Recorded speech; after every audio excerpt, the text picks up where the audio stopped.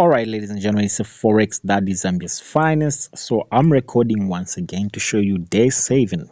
So we checked from the 19th of June to 26th of June. It has made about 1,582. So it's day 7, which is on the 26th to the 27th of June. Let's see what it did. Okay, so on this day, ladies and gentlemen, it made 821 runs. This is the biggest amount it has made so far, right? Yeah, so anyway, making it a total of, let's see, from the 19th to 27th, and of course making a total of 2,162.94 runs.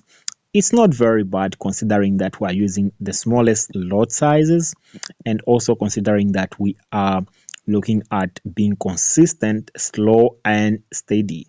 So that's it, ladies and gentlemen. If you're not following me, ensure you follow me so that you are updated on how it's going to continue going. Anyway, I'm out.